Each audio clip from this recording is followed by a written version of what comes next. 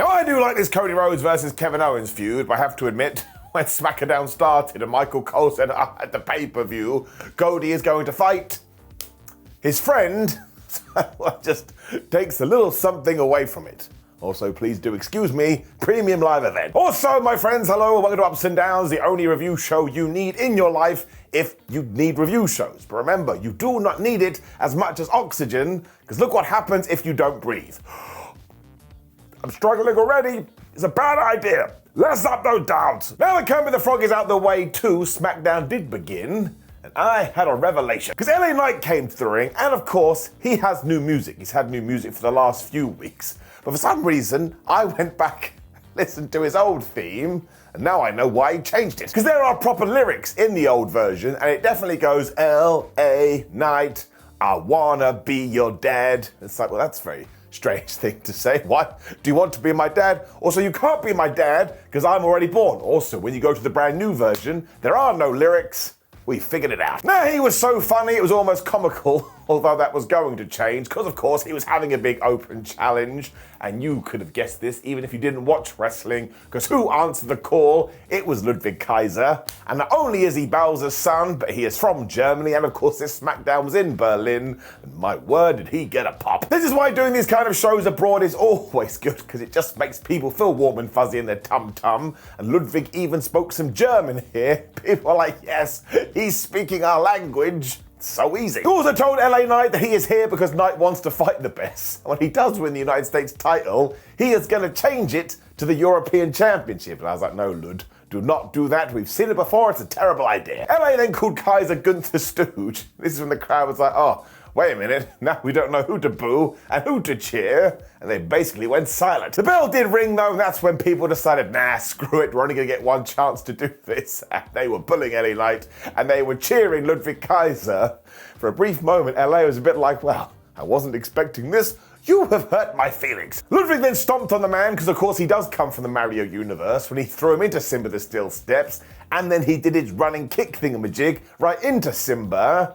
We do have to ponder this, so ponder it with me. It's very strange. That's allowed in a wrestling match, and it's not a disqualification. Like if he had thrown LA Knight through a table, different story. He really had the power of Germany behind him too, because when we cut to the commercial break, which is usually the most powerful force in sports entertainment, when we returned, Ludwig was still in control. I was like, what voodoo powers do you possess? It didn't make a difference though, because eventually Knight just grabbed him and slammed his head over and over again into Alan the announce table when they got back in the ring, and he booted him right in the head.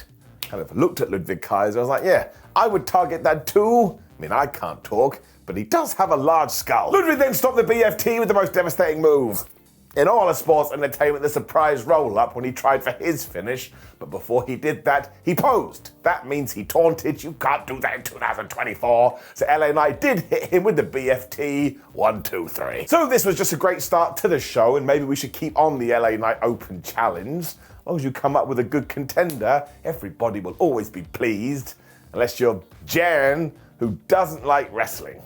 What are we talking about? Let's get it up. We then got a video for Gunther versus Randy Orton, which is happening at the PLE. They weren't going to be on SmackDown, I guess because they were tired, when Angel and Berto beat Baron Corbin and Apollo Crews. So what we've learned is if you would like to get a win on WWE TV shows, go and sign a new contract. Google it. Now, actually, this was quite fun too, because of course they have had a little bit of a mini feud. When it comes to Apollo Crews and Baron Corbin, I think we have something here. We just need to do a little bit more with them, because they come and they go and they come and they go. And that is the same for Berto and Angel too. But let's not forget 7 days ago over dinner, Santos Escobar was like, oh, you need to do more. And I suppose he paid for the food because that's what they went and did. These two are now also calling themselves Los Garza, I believe. And they've also got like claw marks on their chest.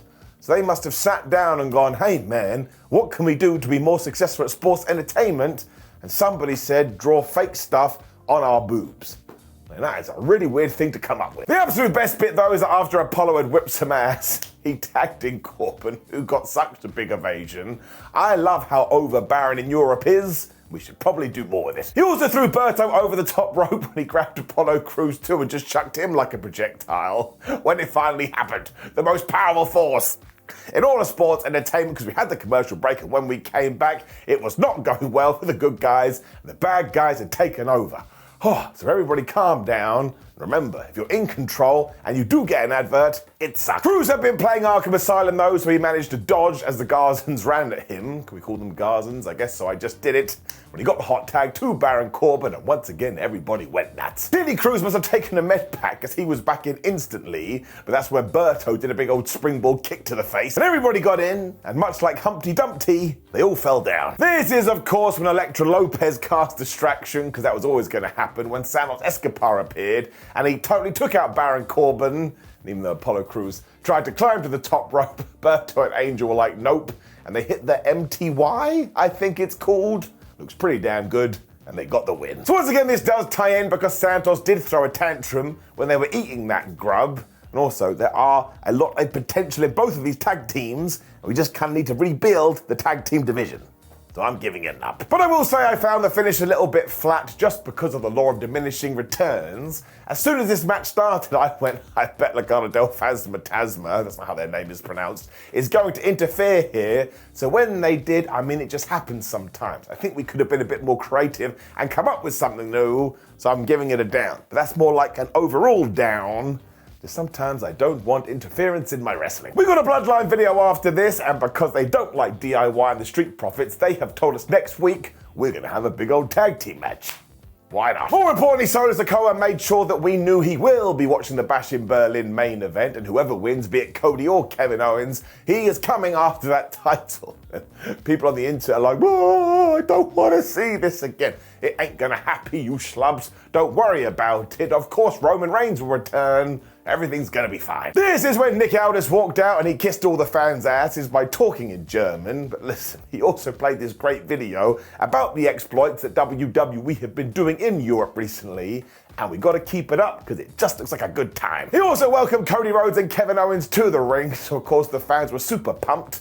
They were going to have a face-to-face and maybe even kiss. Now, Cody also talked in German here because he knew what he was doing. But bless Kevin Owens, he was like, I have no idea what you just said, because he is an honest man and he would always tell you the truth. Rhodes then went into full hype mode for the pay-per-view, PLE, when Kevin cut him off and said, actually, man, I want to talk about your knee. First, I was like, oh, it's just a really weird discussion point. But Kevin Owens told us, I know you've got injured on this tour, so you are not coming into this match 100%. Tony sort of ignored that, though, because he did not want to discuss this. And actually, he wanted to go back to last week's SmackDown 2, because he had watched the footage, and Kev, it kind of looked like you were going to hit me in the head with the title. I mean, it really did. Now, given Owens' track record, he asked to ask when Kevin cut him off and said, we've already addressed this man. I don't want to do it again. Every single person I did turn on, I was totally justified, apart from Kofi Kingston.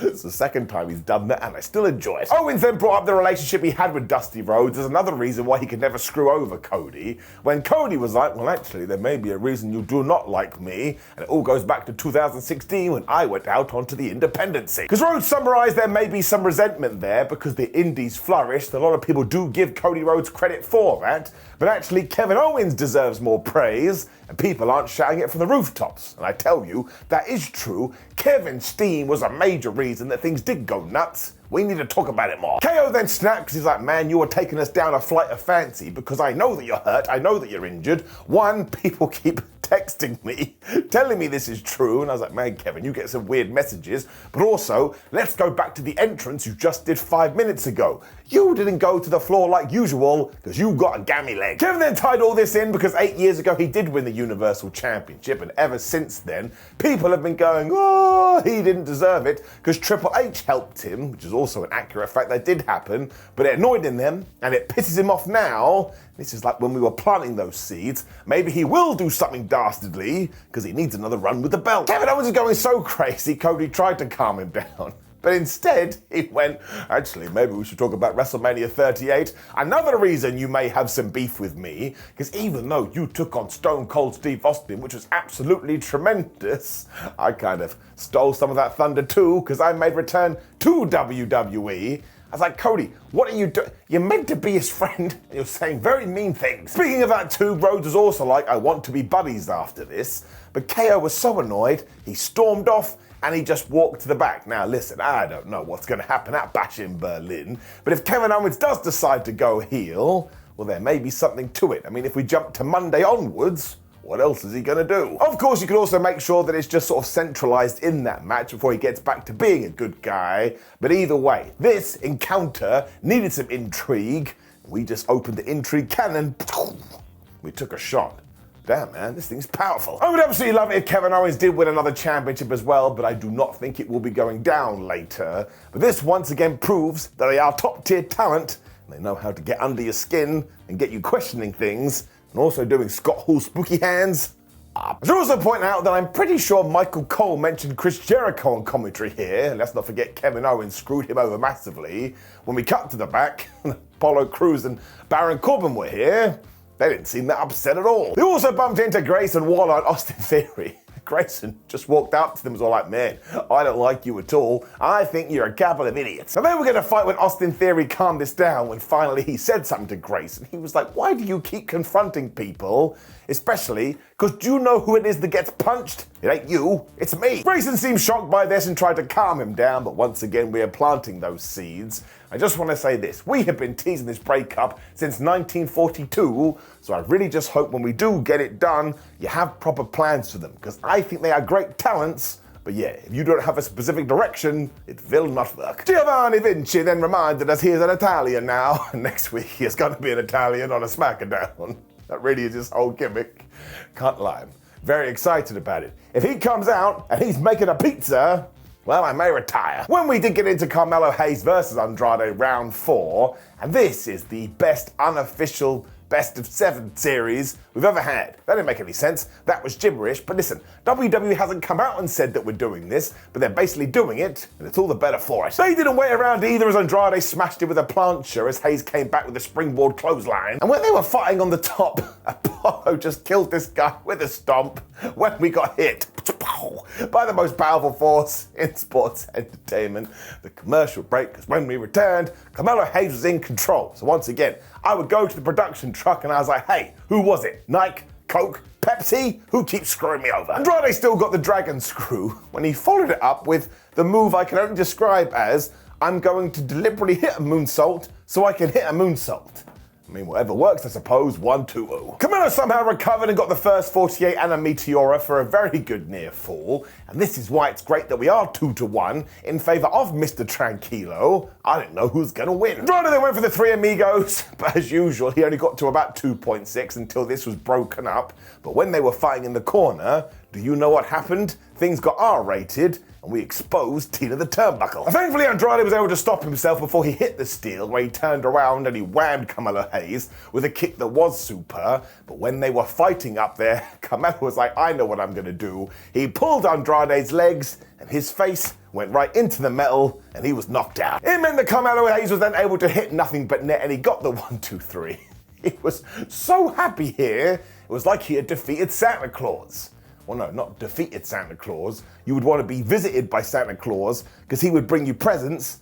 I mean, if you beat Santa Claus, everybody would hate you. This absolutely ruled though, because it just comes down to the fact you have 2 excellent wrestlers being totally excellent. It's like watching Bill and Ted's Excellent Adventure. So if you have 15 minutes or so today, I would go and watch it. And of course, it's now 2 wins to Andrade and 2 wins to Carmelo Hayes. So we should get to Bad Blood, which I believe is the next pay-per-view premium live event. And we should pay this off. But it is getting a massive up. We then got a video for the women's tag team match because nobody from the pay-per-view was going to be on this show. When I kid you not, I'm being serious, look into my bald face. Michin was absolutely killed by Nia Jax. Now this was a street fight for the women's title. And look, on the one hand, this hand right here, it was a laugh riot, but on the other, the ending was absolutely terrifying. Michin also cut a promo beforehand with Kenny the Kendo Stick as she walked to the ring with a trolley cart full of weapons. And again, it was a street fight, so they got in the ring and they started using them.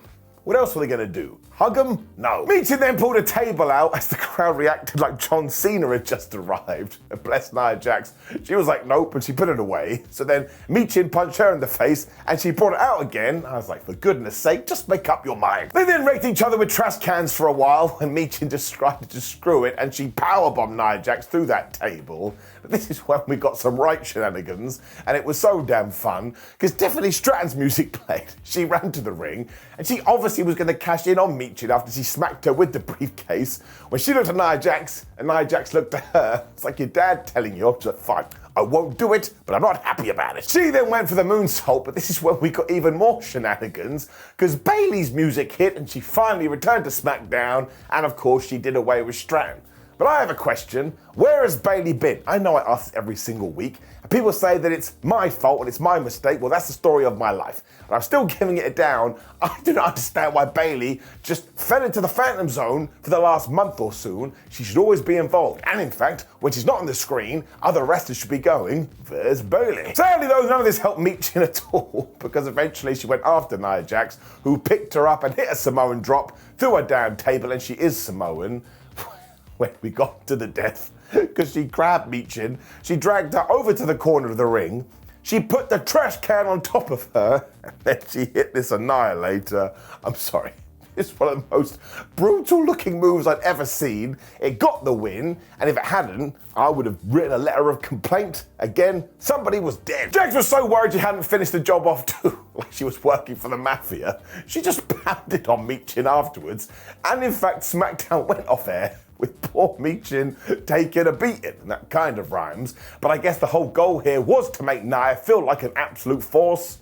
Job done. This was a genuinely fun match though, with a finish that will make you cry. Like if it wasn't in an official setting, I would have brought down the crying counter, but look, it's a street fight, so you can do whatever you want. And again, at least the Women's Championship did get defended on this weekend. I don't want people to forget about it.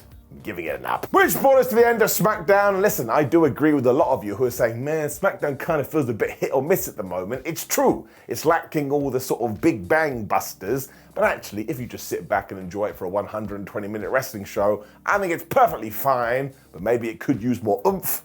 Just getting it up. Now, of course, make sure you let me know how wrong I am in the comments below before you like the video, share the video and subscribe. Click the video on the screen for more ups and downs because I would appreciate you supporting the show. But otherwise, we will be back in tomorrow to review Bash in Berlin. We could all enjoy this because it's going to be at a reasonable hour for everyone. We're all getting old. We all need our cocoa. We all need our sleep. I'll see you then.